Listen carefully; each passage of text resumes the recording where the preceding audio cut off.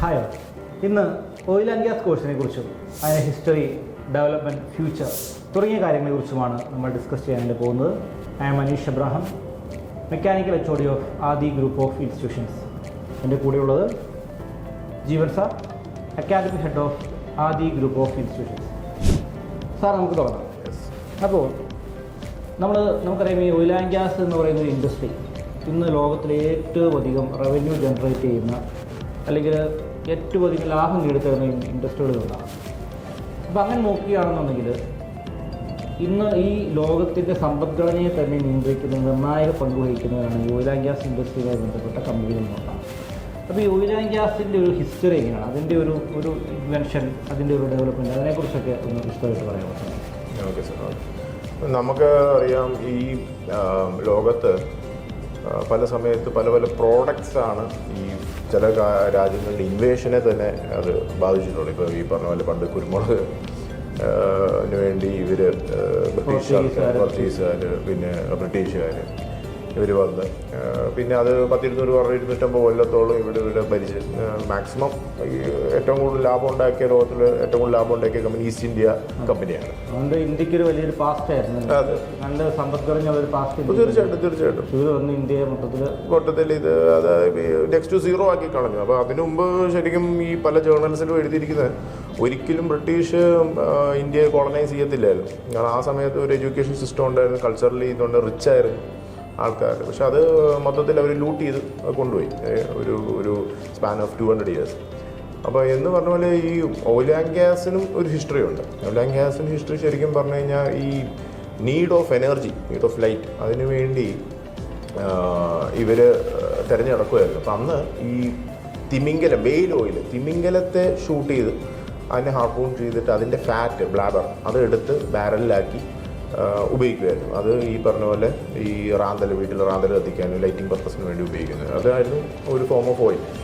അപ്പം ഇതിന് പെട്ടെന്ന് ഒരു ഡിമാൻഡ് കൂടി. കാരണം ഈ സാധാരണ ഈ ആ ഒരു ഞാൻ പറയുന്നത് mid 17th century 18th century ആ ഒരു കാലഘട്ടങ്ങളിൽ വീടുകളിൽ രാത്രിയിൽ പ്രകാശത്തിന് വേണ്ടി പിന്നെ ഈ ബ്ലാബർ, അതായത് ഈ വെയിൽ ഓയിൽ യൂസ് ചെയ്യുന്ന ഒരു ഇതിലേക്ക് വന്നപ്പോഴത്തേക്ക് ഈ ഇൻഡസ്ട്രി ഭയങ്കരമായിട്ട് ബൂം ചെയ്യാൻ തുടങ്ങി. അപ്പോൾ അങ്ങനെ വന്നപ്പോഴത്തേക്ക് എല്ലാവരും തന്നെ ഇതിൻ്റെ വെയിൽ ഹണ്ടിങ്ങിലേക്ക് ഇറങ്ങാൻ തുടങ്ങുകയും അങ്ങനെ ഈ വെയിലിൻ്റെ പോപ്പുലേഷൻ ഭയങ്കരമായിട്ട് ഡിക്ലൈനിലേക്ക് വരികയാണ് ചെയ്തത്.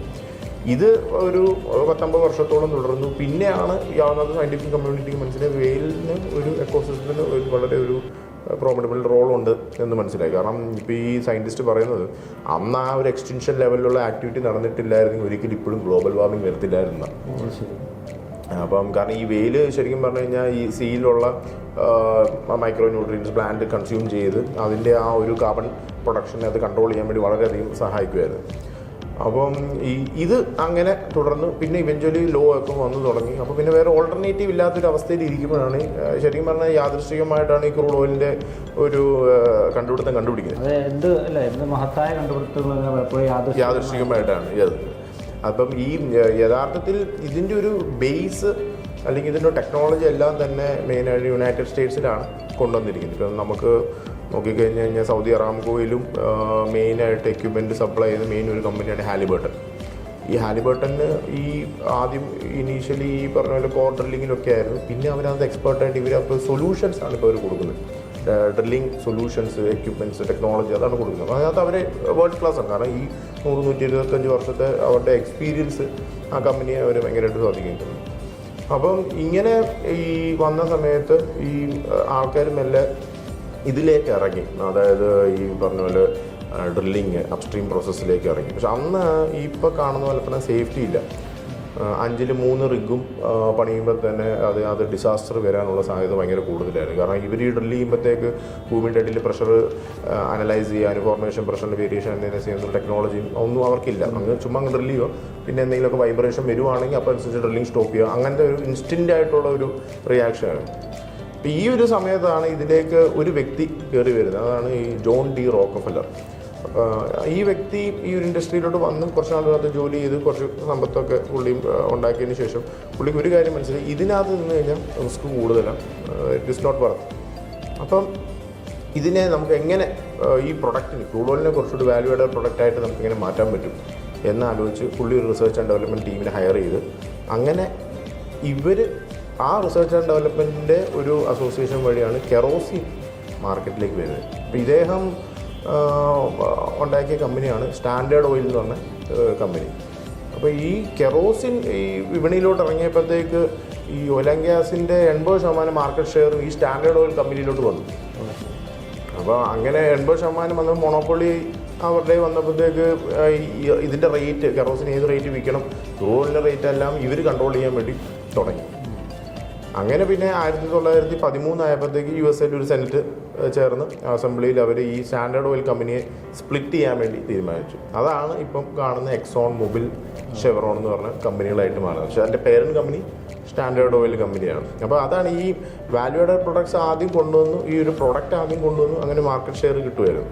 പിന്നെ അവിടുന്ന് ഇപ്പോൾ നമ്മൾ കാണുന്ന പോലെ തന്നെ റിഫൈനറി വരുന്നു. വീണ്ടും വാല്യൂ ആഡഡ് പ്രൊഡക്ട്സ് ആയിട്ടുള്ള പെട്രോൾ, ഡീസൽ അങ്ങനെ മാറി പല ഇപ്പോൾ നമ്മളിപ്പോൾ നോക്കിക്കഴിഞ്ഞ് കഴിഞ്ഞാൽ ഓൾമോസ്റ്റ് ഒട്ടുമിക്ക പെട്രോ കെമിക്കൽ ഇൻഡസ്ട്രിയിലോട്ടും റിഫൈനറിയാണ് ഈ റോ മെറ്റീരിയൽ സപ്ലൈ ചെയ്യുന്നത്. അങ്ങനെ ഒരു രീതിയിലേക്ക് ഇതാണ് ബേസിക്കായിട്ട് അതിൻ്റെ ഒരു ഹിസ്റ്ററി എന്ന് പറഞ്ഞാൽ മതി. ഇപ്പം നമ്മൾ ഇപ്പം ഹിസ്റ്ററി ഇതാണ്. പക്ഷേ നമുക്കറിയാം, നമ്മൾ പൊതുവേ ഇപ്പോൾ ഓയിലെന്ന് കേൾക്കുമ്പോഴോ അല്ലെങ്കിൽ പെട്രോൾ എന്ന് കേൾക്കുമ്പോൾ നമുക്ക് ആദ്യം നമ്മുടെ മുമ്പിലേക്ക് വരുന്നത് മിഡിൽ ഈസ്റ്റ് കൺട്രീസിനെ കുറിച്ചാണ്, പ്രത്യേകിച്ച് സൗദി, ഇറാൻ അങ്ങനെയുള്ള രാജ്യങ്ങളെ. കാരണം അത്തരം രാജ്യങ്ങളൊക്കെ സാമ്പത്തികമായിട്ട് ഒരുപാട് പുരോഗതിയിലേക്ക് നയിച്ചത് ആ രാജ്യത്തുണ്ടായിരുന്ന പെട്രോളിയം നിക്ഷേപങ്ങളാണെന്നുള്ളത് നമുക്കറിയാം.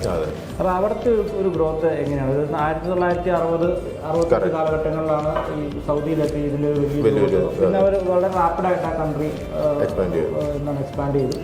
അപ്പോൾ അതിൻ്റെ ഒരു കാര്യങ്ങൾ തന്നെയാണ് ഈ സൗദി അല്ലെങ്കിൽ മിഡിൽ ഈസ്റ്റ് രാജ്യങ്ങളിലൊക്കെ ഇത്തരത്തിലുള്ള ഈ ഓയിലിൻ്റെ ഒരു ഇൻഡസ്ട്രിയുടെ ഒരു എക്സ്പാൻഷൻ സംഭവിച്ചതിനെ കുറിച്ച് എന്താണ്? ഈ സൗദി അറാംകോ വരുന്നതിന് മുമ്പ് യഥാർത്ഥത്തിൽ സൗദിയിൽ അങ്ങനെ ഒരു ഓയിൽ ഡെപ്പോസിറ്റ് അല്ലെങ്കിൽ ക്രൂഡ് ഓയിൽ ഡെപ്പോസിറ്റ് ഉണ്ടെന്ന കാര്യം അവർക്ക് ആർക്കും അറിയത്തില്ലായിരുന്നു. കാരണം ഇപ്പം സാർ പറഞ്ഞ പോലെ തന്നെ ഈ സൗദി ശരിക്കും പറഞ്ഞു കഴിഞ്ഞാൽ ഒരു ഇന്ത്യയുടെ ശരിക്കും പറഞ്ഞു കഴിഞ്ഞാൽ 2/3 ഉണ്ട്. ഭയങ്കര ഹ്യൂജ് കൺട്രിയാണ്. അത് ഒരു സ്ഥലത്തുനിന്ന് മറ്റൊരു സ്ഥലം സർവേ ചെയ്യാൻ തന്നെ വളരെയധികം സമയമെടുക്കും. അപ്പം ഈ ഒരു ബാരൻ ലാൻഡിൽ ഈ പറഞ്ഞ പോലെ 2 ജിയോളജിസ്റ്റ്, ഒരു ബ്രിട്ടീഷും ഒരു അമേരിക്കൻ അസോസിയേഷൻ ജിയോളജിസ്റ്റ്, ഇവർ അന്ന് വന്ന അവിടുത്തെ രാജാവിൻ്റെ ഫിനാൻഷ്യൽ മാനേജറിനെ കാണുകയും എന്നിട്ട് അവരുമായിട്ടൊരു മീറ്റിങ്ങിലൂടെ അവർ പറഞ്ഞു, ഇങ്ങനെ നിങ്ങളുടെ രാജ്യത്ത് ഈ പറഞ്ഞ പോലെ ക്രൂഡ് ഓയിൽ ഡെപ്പോസിറ്റ് ഉണ്ടെന്ന് ഞങ്ങൾക്ക് തോന്നുന്നു പറഞ്ഞു. അന്ന് ഈ സൗദി ഈ പറഞ്ഞ പോലെ ഇത്രയും വലിയ ഹൈപ്പർ റിച്ച് ആ ഒരു മോഡല്ലായിരുന്നു. അപ്പോൾ അവർ പറഞ്ഞു, നിങ്ങളന്ന് അങ്ങനെ ഒരു പറഞ്ഞെങ്കിൽ നിങ്ങളിത് എക്സ്പ്ലോർ ചെയ്തോളൂ, എന്നിട്ട് നമുക്കങ്ങനെ കണ്ടുപിടിക്കുകയാണെങ്കിൽ അതിൻ്റെ റൈറ്റ്സിനെ പറ്റി നമുക്ക് സംസാരിക്കാം എന്നുള്ള രീതിയിൽ അങ്ങനെ ഇവരങ്ങ് ഇറങ്ങി. അപ്പോൾ ഈ ഒരു എക്സ്പ്ലോറേഷൻ ശരിക്കും പറഞ്ഞു കഴിഞ്ഞാൽ 3 തൊട്ട് 4 കൊല്ലം വരെ നിന്നു. കാരണം ഇതിങ്ങനെ കിടക്കുക. അങ്ങനെ ആ ഒരു എക്സ്പ്ലോറേഷനിൽ ഇവർ പല വെൽ ക്രിയേറ്റ് ചെയ്തു. വെൽ 1, വെൽ 2 അങ്ങനെ ക്രിയേറ്റ് ചെയ്ത് വെൽ 7 പിന്നെ ഇവഞ്ച്വലി ഒരു 4-4.5 വർഷത്തിന് ശേഷം ക്രൂഡ് ഓയിൽ കണ്ടുപിടിക്കുന്നത്. അപ്പോൾ അന്ന് പല ആൾക്കാരും ഈ ഒരു 4 വർഷം ഇങ്ങനെ കണ്ടിന്യൂസ് ആയിട്ട് വർക്ക് ചെയ്യുമ്പോൾ ഓയിൽ കിട്ടുന്നില്ല, അങ്ങനെ കുറേ ആൾക്കാർ തിരിച്ചുപോയി. പക്ഷേ അന്ന് അവസാനം വരെ പിടിച്ച് നിന്നവരെല്ലാവരും തന്നെ അറാംകോ ബോർഡിൽ വളരെയധികം പ്രൈം സാലറി മേടിച്ച് അങ്ങനെ രക്ഷപ്പെടുന്ന ഒരു ഇതായിരുന്നു. ശരിക്കും പറഞ്ഞാൽ നമുക്കറിയാം, നമ്മുടെ നാട്ടിലാണെങ്കിൽ നോക്കിക്കഴിഞ്ഞാൽ തന്നെ കേരളം രക്ഷപ്പെട്ടത് തന്നെ ഈ പറഞ്ഞ പോലെ ഒരു UAE അല്ലെങ്കിൽ സൗദിയിൽ നിന്ന് വരുന്ന ഗൾഫ് മണിയാണ് മെയിൻ. നമുക്കറിയാം ഇൻഫ്രാസ്ട്രക്ചറിൻ്റെ മെയിനായിട്ട് വരുന്നത് അവിടെ നിന്ന് തന്നെയാണ്. കാരണം ഈ ഒരു ഡെവലപ്മെൻറ്റ് അവർ മാത്രമല്ല, അപ്പോൾ അന്ന് മാൻ പവർ അസിസ്റ്റ് ചെയ്ത് ടെക്നോളജി അസിസ്റ്റ് ചെയ്ത് നമ്മളും അതിൻ്റെ കൂടെ തന്നെ നമ്മൾ രക്ഷപ്പെട്ടു പോകുമായിരുന്നു.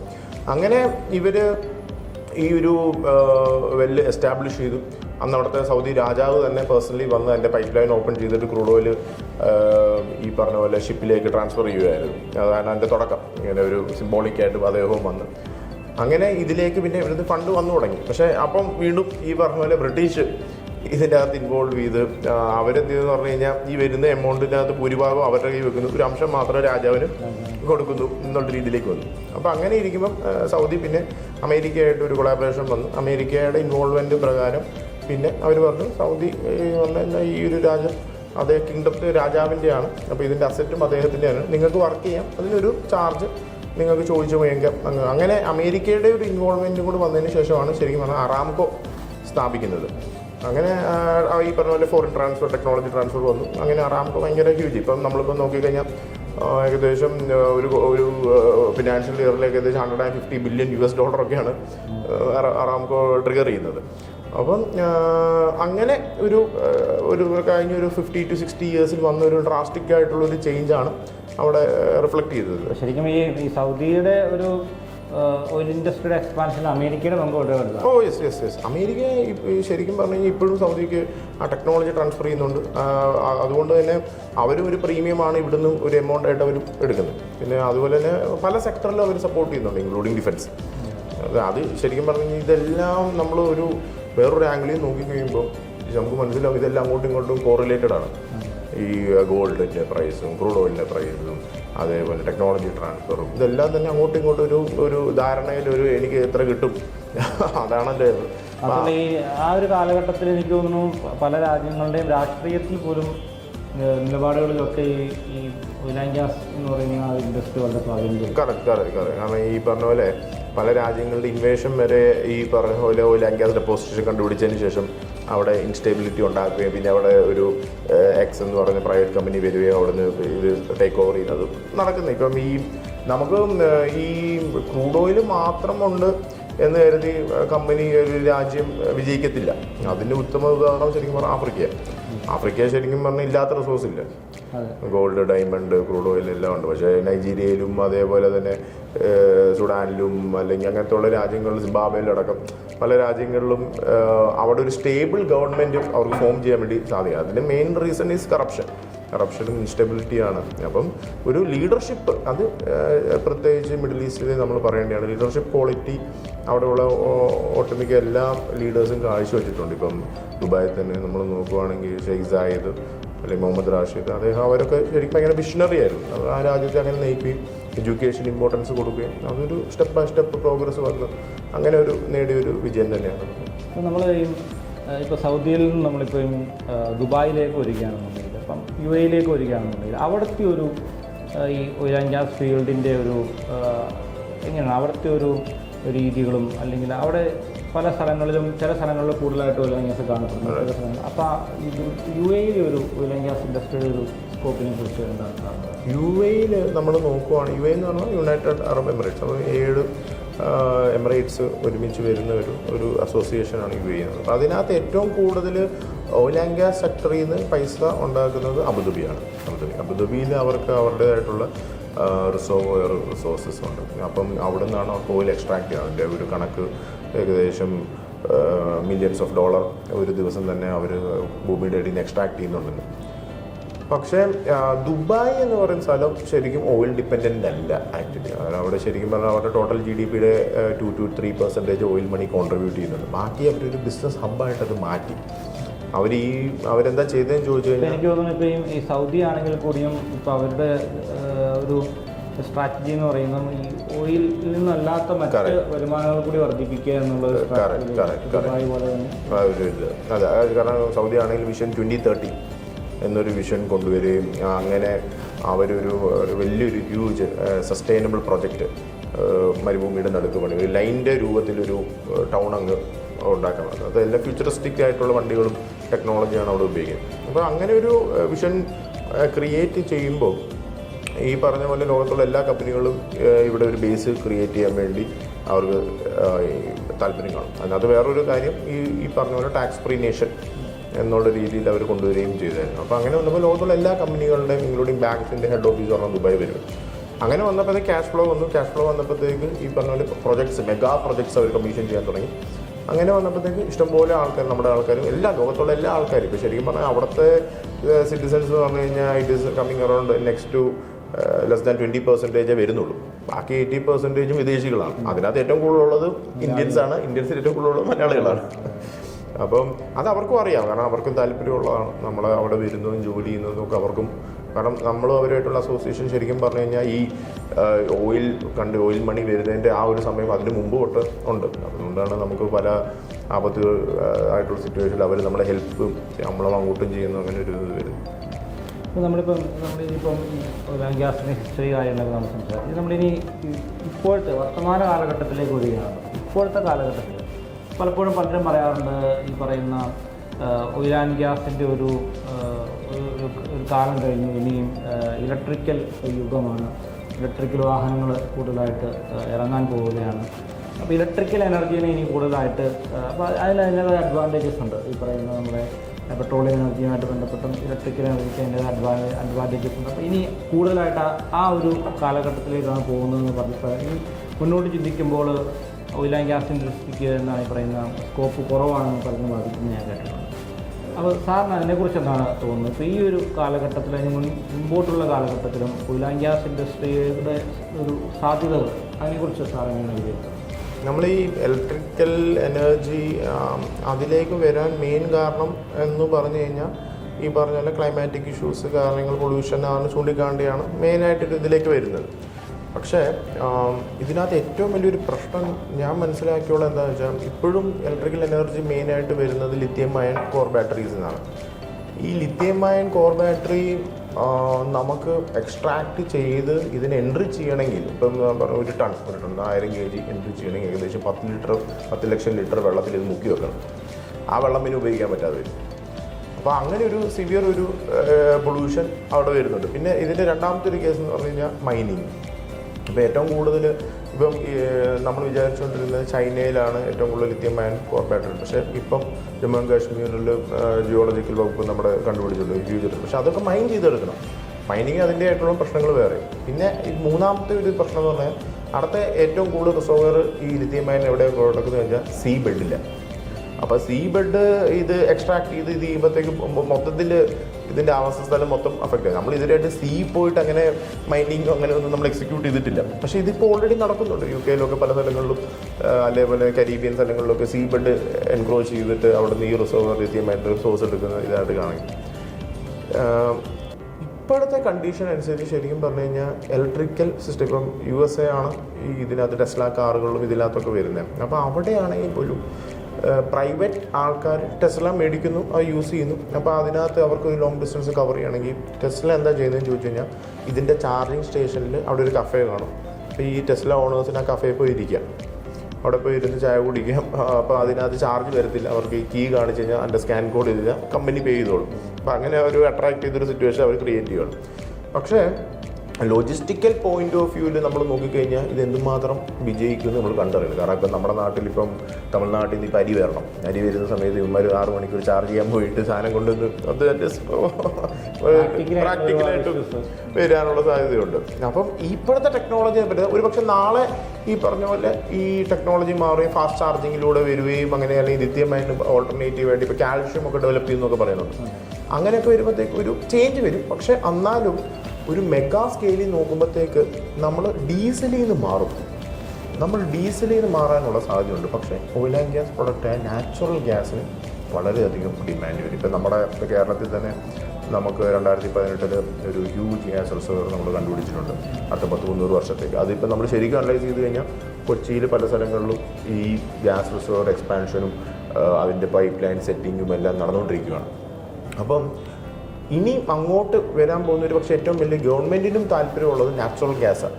ഇപ്പോൾ മേജർ ഈ മേഴ്സ്ക് എന്നൊക്കെ പറഞ്ഞ പോലെ ഷിപ്പിംഗ് കണ്ടെയ്നേഴ്സൊക്കെ 2025 തൊട്ട് അവർ ഈ പറഞ്ഞ പോലെ ഹൈബ്രിഡിലേക്ക് മാറുക, ഡീസലിൽ നിന്ന് മാറി ഈ നാച്ചുറൽ ഗ്യാസും കൂടെ ഉപയോഗിച്ചിട്ടുള്ള എഞ്ചിനാണ് അവർ സിന്തസൈസ് ചെയ്തത്. അതിന് ഗുണം തന്നെ പൊല്യൂഷൻ കുറവാണ്. നമ്മൾ പരിസ്ഥിതിയെ വലിയതായിട്ട് ഈ പറഞ്ഞ പോലെ മൈനിങ്ങോ അങ്ങനെയൊന്നും നമ്മൾ വരുന്നില്ല. Effective pollution next. അതുകൊണ്ട് തന്നെ natural gas is clean energy എന്നുള്ളൊരു ഇതിലേക്ക് വരും. നാച്ചുറൽ ഗ്യാസ് യെസ് അതൊരു വലിയൊരു പോസിബിലിറ്റി ആവും.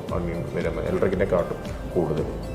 ഇപ്പം നമ്മളിപ്പോൾ ഓയിൽ ആൻഡ് ഗ്യാസിൻ്റെ കോഴ്സുകളെ കുറിച്ച് നമ്മൾ സംസാരിക്കുകയാണെന്നുള്ളത്, ഇപ്പോൾ നമുക്കിവിടെ നമ്മൾ അറിയാം, നമ്മൾ 6 മാസത്തെ കോഴ്സാണ് നമ്മൾ പ്രൊവൈഡ് ചെയ്യുന്നത്. ഈ 6 മാസം കൊണ്ട് നമ്മൾ QA/QC നമ്മൾ കൊടുക്കുന്നുണ്ട്, നോൺ ഡിസ്ട്രക്റ്റീവ് ടെസ്റ്റിംഗ് കൊടുക്കുന്നുണ്ട്, പൈപ്പിങ്, വെൽഡിങ്, അതുപോലെ തന്നെ ഇതിൻ്റെ അപ് സ്ട്രീം ഡൗൺ സ്ട്രീം ഇങ്ങനെയുള്ള കാര്യങ്ങളെല്ലാം നമ്മൾ 6 മാസം കൊണ്ട് നമ്മൾ കവർ ചെയ്തു. ഇതിനെക്കുറിച്ചുള്ള A to Z കാര്യങ്ങൾ നമ്മൾ 6 മാസം കൊണ്ട് പഠിപ്പിക്കുന്നു. അപ്പോൾ എൻ്റെ ഒരു സംശയം എന്ന് പറയുന്നത്, പഠിച്ചിറങ്ങുന്ന ഒരു വിദ്യാർത്ഥിക്ക് ഈ ഓയിൽ ആൻഡ് ഗ്യാസ് ഫീൽഡിൽ ഏതൊക്കെ മേഖലകളിലേക്ക് ഇവർക്ക് കയറാനാണ് സാധിക്കും. അപ്പോൾ ഇതിൻ്റെ ഒരു നമ്മളിപ്പോൾ ഒരു ഓയിൽ ആൻഡ് ഗ്യാസ് ഇൻഡസ്ട്രിയിൽ ഒരാളുടെ കരിയർ ഗ്രോത്ത് ഏത് രീതിയിലാണ്, അല്ലെങ്കിൽ അവൻ ആദ്യം ഏത് പൊസിഷനിൽ ജോലിയിലേക്ക് പ്രവേശിച്ച് അവിടെ നിന്ന് പടിപടിയായി വരികയാണ്, അതോ ഒറ്റയടിക്ക് തന്നെ ഇവന് ഒരു വലിയൊരു പൊസിഷനിലേക്ക് എത്താൻ സാധിക്കും? ഇതിൻ്റെ ഒരു സ്വഭാവം എങ്ങനെയാണ്, ഇതിൻ്റെ കരിയർ ഗ്രോത്തിൻ്റെ ഒരു സ്വഭാവം എങ്ങനെയാണ്? നമുക്കറിയാം സാറേ, നമുക്കിപ്പം ആദ്യ ഇൻസ്റ്റിറ്റ്യൂട്ടിലും നമ്മൾ പ്രൊവൈഡ് ചെയ്യുന്ന കോഴ്സ് ശരിക്കും പറഞ്ഞു കഴിഞ്ഞാൽ ഈ ഫീൽഡിലേക്ക് കയറാൻ വേണ്ടിയുള്ളൊരു എസെൻഷ്യൽ കോഴ്സ് നമ്മളിവിടുന്ന് പ്രൊവൈഡ് ചെയ്യുന്നുണ്ട്. ഒരു എന്താ പറയുക, ഒരു വീടിൻ്റെ ഒരു അടിത്തറ എന്ന് പറഞ്ഞത് അത് നമ്മൾ ചെയ്യുന്നുണ്ട്. QA/QC NDT Level 2 സർട്ടിഫിക്കേഷൻ നമ്മളിവിടെ കൊടുക്കുന്നു. അങ്ങനെ ഈ ഒരു കാൻഡിഡേറ്റ്സ് ജോലിക്ക് കയറുന്നു, അവിടെ 1-2 വർഷം എക്സ്പീരിയൻസ് ആയതിനു ശേഷം പിന്നെ അവന് മുമ്പോട്ട് പോകണമെങ്കിൽ എന്ത് ചെയ്യണം എന്ന് ചോദിച്ചു കഴിഞ്ഞാൽ അവൻ ഈ ഫീൽഡിൽ അവന് ജെന്യുവൻലി ഇൻട്രസ്റ്റഡ് ആണെങ്കിൽ ഇതിന് അപ്ഗ്രഡേഷൻ കോഴ്സസ് ഉണ്ട്. അങ്ങനെ വരുന്ന അപ്ഗ്രഡേഷൻ കോഴ്സാണ് സീഷിപ്പ് 3.1, അതേപോലെ തന്നെ ബി ഗ്യാസ്. അപ്പം ഈ 2 കോഴ്സ് ഇപ്പം ആദ്യം ഇൻസ്റ്റിറ്റ്യൂട്ടിലുണ്ട്, നമ്മളിപ്പോൾ ഇവിടുന്ന് പ്രൊവൈഡ് ചെയ്യുന്നുണ്ട്. അപ്പം ഇത് ഹൈ ലെവൽ കോഴ്സാണ്. ഹൈ ലെവൽ കോഴ്സ് എന്ന് പറഞ്ഞു കഴിഞ്ഞാൽ ഇത് യഥാർത്ഥത്തിൽ TWI എന്ന് പറഞ്ഞ ഒരു ബ്രിട്ടീഷ് ഓർഗനൈസേഷൻ അവർ റെക്കഗ്നൈസ് ചെയ്യുന്ന ഒരു high level, high importance, high relevance കോഴ്സാണ് ഇത്. ഈ കോഴ്സ് പഠിക്കാനും അത് it's an expensive process. I think it comes around 1.5 lakhs. പക്ഷേ ഇത് പഠിച്ചു കഴിഞ്ഞാൽ ഇത് ഈ എക്സാം ഈ കാൻഡിഡേറ്റ് ക്ലിയർ ചെയ്യുവാണെങ്കിൽ ഇവൻ ഇൻ്റർനാഷണലി വാലിഡാണ്, റെക്കഗ്നൈസ്ഡ്. ഇപ്പം നമുക്കറിയാം ഈ സേഫ്റ്റിയിനകത്ത് നമ്മളിപ്പോൾ പറയുന്ന പോലെ നെബോഷൻ എന്നൊക്കെ പറയുന്ന പോലെ ആ ഒരു ലെവലും അതിനേക്കാട്ടും മേളിലാണ് ഇതിൻ്റെ വാല്യൂ വരുന്നത്. ഇപ്പം ഇതിൻ്റെ നമ്മുടെ ഇവിടെ എടുക്കുന്ന ഇതിൻ്റെ മെൻറ്റോസ് അവർ എന്നോട് പറഞ്ഞതെന്ന് വെച്ചാൽ, ഒരു കാൻഡിഡേറ്റ് യൂറോപ്യൻ രാജ്യങ്ങളിലോട്ട് പോയി കഴിഞ്ഞാൽ അവൻ ഈ പറഞ്ഞ കോർ ഫീൽഡിലേക്ക് പോകണമെങ്കിൽ അവനിപ്പോൾ അവിടെ ചെന്ന് മാസ്റ്റേഴ്സ് പഠിച്ചു കഴിഞ്ഞാൽ പിന്നെ കോർ ഫീൽഡിലേക്ക് കയറത്തില്ല unless and until you have this. അപ്പം അങ്ങനെ ഒരു മൈഗ്രേഷനും അല്ലെങ്കിൽ അവിടെ ചെന്ന് അവിടെ സെറ്റിൽ ആകാനുള്ള ഒരു ചാൻസ് ഇതിനകത്ത് ഒളിഞ്ഞു കിടപ്പുണ്ട്. കാരണം ഈ courses are recognise world wide. കാരണം ഇതൊരു ഹൈ ലെവൽ കോഴ്സാണ്. സീഷിപ്പ് 3.1, അതേപോലെ തന്നെ ബി ഗ്യാസ് എന്നൊക്കെ പറഞ്ഞ് പെയിൻറ്റിങ് ഇൻസ്പെക്ടറാണ്. അപ്പം ഇത് പഠിച്ച് കഴിയുമ്പോഴത്തേക്ക് ഇവർ ഈ 2 വർഷത്തെ എക്സ്പീരിയൻസ് അല്ലെങ്കിൽ 3 വർഷത്തെ എക്സ്പീരിയൻസ് ഉള്ള ഒരു എഞ്ചിനീയറിംഗ് സ്റ്റുഡൻറ്റ് അല്ലെങ്കിൽ അതുപോലെ ഡിഗ്രി ഉള്ളതോ അല്ലെങ്കിൽ അതുപോലെ ബാക്ക്ഗ്രൗണ്ട് ഉള്ള സ്റ്റുഡൻസ് ഇവരൊരു സൈനിങ് അതോറിറ്റി ആയിട്ട് മാറുകയാണ്. അതായത് ഇവർ ഒരു ഇൻസ്പെക്ഷൻ ചെയ്ത ഒരു പ്രൊഡക്റ്റ് അതിൻ്റെ ഫൈനൽ ഔട്ട്പുട്ട് കിട്ടിയതിന് ശേഷം ഇവർ അതിൻ്റെ കണ്ടീഷൻസ് ചെക്ക് ചെയ്ത് ഇവർ സൈൻ ചെയ്ത് കൊടുത്താൽ ഈ പ്രൊഡക്റ്റ് കമ്മീഷൻ ആകും, അതായത് ബില്ല് പാസ്സാകും. അത്രയും പവർ അവരിലേക്ക് വരുവാണ്, അതിലേക്ക് അത്രയും പവർ അവരിലേക്ക് ഒരു വരുവാണ്. കാരണം ഈ ഒരു സീഷിപ്പ് എന്ന് പറഞ്ഞാൽ അല്ലെങ്കിൽ ബി ഗ്യാസ് പറഞ്ഞൊരു ആ ഒരു ഇൻസ്റ്റിറ്റ്യൂട്ട് ഇദ്ദേഹത്തെ റെക്കഗ്നൈസ് ചെയ്യണം. അപ്പോൾ ഇതിന് ഈ സർട്ടിഫിക്കേഷനും വാലിഡിറ്റി 5 വർഷം വാലിഡിറ്റി, അതൊരു ലൈസൻസ് പോലെയാണ് ആക്ച്വലി. 5 വർഷം കഴിയുമ്പോൾ പിന്നെ നമ്മളത് പുതുക്കണം, അത് റിന്യൂ ചെയ്യണം, അങ്ങനെയാണ് എൻ്റെ ഒരു ഇത്. അപ്പം ഇത് ഗൾഫ് രാജ്യങ്ങളിലും അതേപോലെ യൂറോപ്യൻ രാജ്യങ്ങളിലും എല്ലായിടത്തും തന്നെ കണ്ടിന്യൂസ് ആയിട്ട് ഒരു റെലവൻസ് ഉള്ളൊരു കോഴ്സാണ്. അപ്പോൾ ഇങ്ങനത്തെ അതുപോലെ തന്നെ ഇപ്പോൾ നമ്മൾ പറയുകയാണെങ്കിൽ ഇപ്പോൾ +2 ബാക്ക്ഗ്രൗണ്ട് സ്റ്റുഡൻസിന് ഇത് ചെയ്യണമെന്നില്ല, അഡ്വാൻസ് NDT ഉണ്ട്. അപ്പോൾ ഈ UT ഇപ്പോൾ ഇവിടെ നമ്മൾ പഠിച്ചു, നമ്മൾ UTയിൽ അല്ലെങ്കിൽ RTയിൽ അല്ലെങ്കിൽ MPTയിൽ ഇവർ പ്ലേസ്ഡ് ആയി, എന്നിട്ട് അതിനകത്ത് അവർ നിന്നു, അതിൻ്റെ അഡ്വാൻസ് അവർക്ക് പഠിക്കാൻ അതിനുള്ള ഓപ്ഷൻ ഉണ്ട് ഇവിടെ.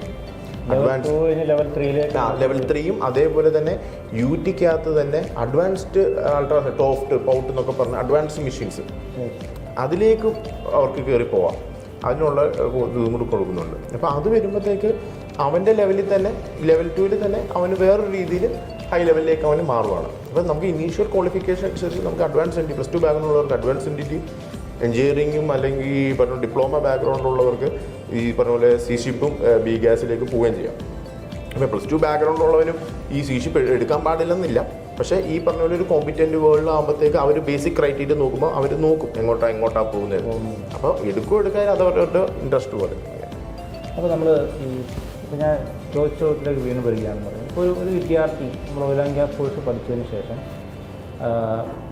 അവന് എത്തിപ്പെടാൻ പറ്റുന്ന ഡെസിഗ്നേഷൻസ് ഇപ്പം പലതരത്തിൽ റിഗ്ഗർ, അതുപോലെ റോസ്റ്റ് ബോട്ട്, അപ്പോൾ അതിൻ്റെ അതിനെക്കുറിച്ച് എന്താണ് പറയാനുള്ളത്? അപ്പോൾ നമ്മൾ ഏതൊക്കെ പൊസിഷനിലേക്ക് അവന് മൂവ് ചെയ്യാനായിട്ട് സൗകര്യം കോഴ്സ് പഠിച്ചു കഴിഞ്ഞാൽ? ഇപ്പം നമ്മുടെ കോർ ഓയിൽ ആൻഡ് ഗ്യാസ്, അതായത് നമ്മളിപ്പം oil and gas drilling upstream midstream downstream അതിനകത്തോട്ടാണ് ഫോക്കസ് ചെയ്യുന്നത്. നിങ്ങൾ അപ്സ്ട്രീമിൽ മാത്രമാണ് നിങ്ങൾ ഫോക്കസ് ചെയ്യുന്നതെങ്കിൽ നമുക്കിപ്പം ഒരു +2 പഠിച്ച അല്ലെങ്കിൽ 10th ബാക്ക്ഗ്രൗണ്ടുള്ള സ്റ്റുഡൻറ്റ് നമുക്ക് ഈ പറഞ്ഞ പോലെ റോസ്റ്റ് ബോട്ട് എന്നുള്ളൊരു മേഖലയിലോട്ടാണ് കയറുന്നത്. അതിപ്പം ഡിഗ്രി ഉള്ള സ്റ്റുഡൻ്റാണ്, എഞ്ചിനീയറിംഗ് ഉള്ള സ്റ്റുഡൻ്റാണ്, നിങ്ങൾ കോർ ഡ്രില്ലിങ്ങിലേക്ക് മാത്രമാണ് പോകുന്നതെങ്കിൽ ഈ മേഖലയിനകത്തോട്ട് കയറുന്നത് റോസ്റ്റ് ബോട്ടും ആയിട്ടായിരിക്കും കയറുന്നത്. പക്ഷേ ഇതിനകത്തുള്ള എൻട്രി എങ്ങനെയാണെന്ന് ചോദിച്ചു കഴിഞ്ഞാൽ അത് നിങ്ങൾ ഏജൻറ്റ് വഴിയോ അല്ലെങ്കിൽ ഡയറക്റ്റ് കമ്പനി വഴിയാണ് ഇതിന് കയറുന്നത്. കാരണം നമുക്ക് ഒരു ഇൻസ്റ്റിറ്റ്യൂട്ടിനും റിഗിലേക്ക് പ്ലേസ്മെൻ്റ് എന്ന് പറഞ്ഞ് കൊടുക്കാൻ പറ്റത്തില്ല. കാരണം എന്താണെന്ന് ചോദിച്ചു കഴിഞ്ഞാൽ ഇതുപോലെയുള്ള സ്ഥാപനങ്ങളിൽ ഇതുപോലെയുള്ള ഓയിൽ ആൻഡ് ഗ്യാസ് ഫേംസിനകത്ത് ഏജൻസിൻ്റെ റോള് ഭയങ്കരമായിട്ട് സിഗ്നിഫിക്കൻ്റ് ആണ്. അപ്പോൾ ഏജൻറ്റ് വഴിയാണ് നമ്മുടെ ഇൻസ്റ്റിറ്റ്യൂട്ടിലും വേക്കൻസി വരുന്നത്. അപ്പം ഏജൻറ്റ് സ്റ്റുഡൻറ്റ് അവർ തമ്മിലുള്ള യൂണിയൻ കാരണമാണ് അവരങ്ങനെ കയറി പോകുന്നത്. കമ്പനികൾ ഡയറക്റ്റ് ഹയർ ചെയ്യാതെ ഒരു തേർഡ് പാർട്ടി. അതിനും കാരണമുണ്ട്. അതെന്താണെന്ന് ചോദിച്ചു കഴിഞ്ഞാൽ ഈ 2008 കാലഘട്ടങ്ങളിൽ ശരിക്കും പറഞ്ഞു 8 ശരിക്കും 6 കാലഘട്ടങ്ങളിൽ ക്രൂഡ് ഓയിലിൻ്റെ റേറ്റ് ഒരു ബാരലിന് $150. അപ്പം അന്ന് ആ സമയത്ത് കമ്പനികൾ ഡയറക്റ്റായിട്ട് ആൾക്കാരെ ഹയർ ചെയ്യുന്നുണ്ടായിരുന്നു. കാരണം $150 ബാരൽ ഭയങ്കര ഹ്യൂജാണ്. ഇപ്പോൾ 2023 ആയപ്പോഴും ഇതിൻ്റെ ബാരലിൻ്റെ റേറ്റ് 70 കിടക്കുക. അപ്പം അതിൻ്റെ ഇടയ്ക്ക് ഇത് 20 പോയി വന്നായിരുന്നു. ഇപ്പോൾ 150 വിറ്റുകൊണ്ടിരുന്ന സാധനം പെട്ടെന്ന് $20 വിൽക്കുക എന്ന് പറഞ്ഞു കഴിഞ്ഞാൽ അവർക്ക് അതിൻ്റെതായിട്ടുള്ള ബുദ്ധിമുട്ടുകൾ വേറെയുണ്ട്. അപ്പോൾ ഇത് ഇങ്ങനെ പോയിക്കൊണ്ടിരിക്കുന്ന സമയത്ത് ഇവർക്ക് ഈ അവിടെയുള്ള എംപ്ലോയീസിന് ഫണ്ട്, സാലറി, അതുകൂടാതെ റിസ്ക് അലവൻസ്, ബോണസ്, മെഡിക്കൽ, ഫാമിലിക്ക് കൊണ്ടുവരും, അവരുടെ എഡ്യൂക്കേഷൻ ഫ്രീ, ഇങ്ങനെയാണ് ഇവർ കൊടുത്തുകൊണ്ടിരുന്നത്. അത് ഏത് പോസ്റ്റിലാണ്. പക്ഷേ ഇങ്ങനെ ഫ്ലക്ച്വേഷൻ വന്നപ്പോഴത്തേക്ക് ഇവരെന്ത് ചെയ്യുന്നു പറഞ്ഞാൽ സാലറി കൊടുക്കും, പക്ഷേ ഈ പറഞ്ഞ ബെനിഫിറ്റ്സ് സെലക്റ്റഡ് ആയിട്ടുള്ള ഇൻഡിവിജ്വൽസിന് മാത്രമേ കൊടുക്കുന്നുള്ളൂ. അപ്പോൾ ഇതിനകത്ത് കാശുണ്ടാക്കിയവർ ഓൾറെഡി അപ്പോൾ അവർ ഇട്ടിട്ട് പോയി. അപ്പോൾ ഈ വേക്കൻസി ഇത്രയും വന്നപ്പോഴത്തേക്ക് ഇതിൻ്റെ ഇടയ്ക്ക് ഏജൻറ്റ് കയറി വന്നു. അപ്പോൾ ഏജൻറ്റ് കയറി വന്നിട്ട് ഞങ്ങൾ ഈ വേക്കൻസീസ് ഫില്ല് ചെയ്യാം എന്നുള്ള രീതി വരും. അങ്ങനെ ഇവർ തമ്മിലൊരു അസോസിയേഷൻ വരികയും അങ്ങനെയാണ് ഈ പിള്ളേർ കയറി പോയിക്കൊണ്ടിരിക്കുന്നത്. അപ്പോൾ അത് തന്നെയാണ് ഇപ്പോഴും തുടർന്നുകൊണ്ടിരിക്കുന്നത്. ഇപ്പം ശരിക്കും പറഞ്ഞാൽ ഹയറിങ് നടക്കുന്നത് മെയിനായിട്ട് ഏജൻസും അല്ലെങ്കിൽ ഈ പറഞ്ഞ പോലെ നമുക്കവിടെ ഒരു ഗോഡ് ഫാദർ വേണം, ആ ഒരു ഫീൽഡിലേക്ക് കയറ്റിപ്പെടാൻ പറ്റുന്ന അങ്ങനെ ഒരു പവറുള്ള ഒരാളുണ്ടെങ്കിൽ അവരുടെ റെഫറൻസ് കൊണ്ട് നമുക്ക് ചെയ്യാം. പക്ഷേ അത് ഇറ്റ്സ് എ റെയർ കേസ്, അതൊരു റെയർ കേസാണ്. പക്ഷേ ഭൂരിഭാഗം പിള്ളേരും ഇവിടെ പഠിച്ച് പോകുന്നത് ഏജൻറ്റ് വഴിയാണ്, അല്ലാതെ നമുക്ക് അവരെ അങ്ങോട്ട് കയറ്റാൻ പറ്റത്തില്ല. അതാണ് അതിൻ്റെ ഒരു രീതി. നമ്മളാൽ കഴിയുന്ന രീതിയിൽ പരമാവധി ഇവരെ പുഷ് ചെയ്ത് അതെ ആ രീതിയിൽ എല്ലാവരും നമ്മുടെ കോൺടാക്റ്റുകൾ യൂസ് ചെയ്തുകൊണ്ട് ചെയ്യാം, നമുക്ക് അവർക്ക് എല്ലാ സഹായങ്ങളും കൊടുക്കാനായിട്ട് സാധിക്കും. അത് പറ്റും. അതായത് ഈ നമുക്ക് വിശ്വസ്തമായിട്ടുള്ള കുറേ ഏജൻസ് ഉണ്ട്. ഇതിനകത്ത് ഒരുപാട് എനിക്ക് തോന്നുന്നില്ല ഒരുപാട് ഫ്രോഡ്.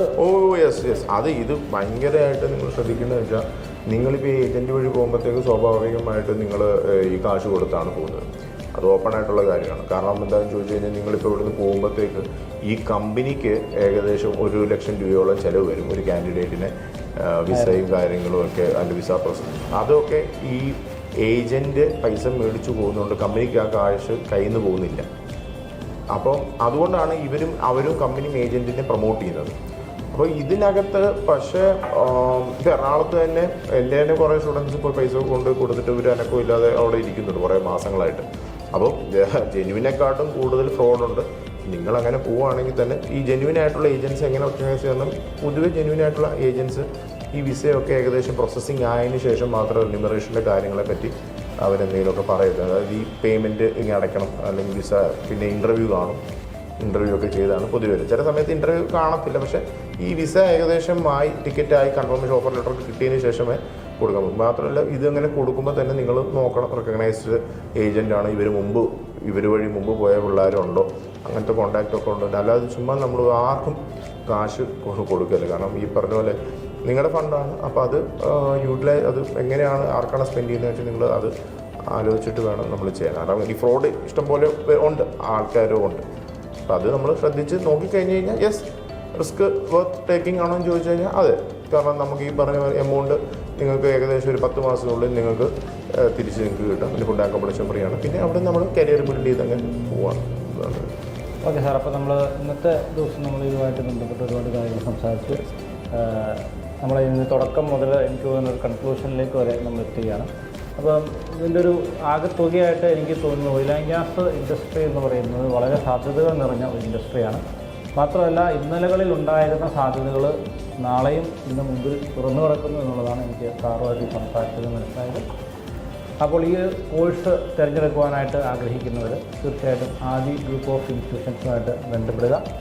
ഇത്രയും നേരം നമ്മളുമായിട്ട് സംസാരിച്ച എല്ലാവിധ സംശയങ്ങളും ദൂരീകരിച്ച ബഹുമാനപ്പെട്ട ജീവൻ സാറിന് എൻ്റെ എല്ലാവിധ നന്ദിയും രേഖപ്പെടുത്തുന്നു. Thank you.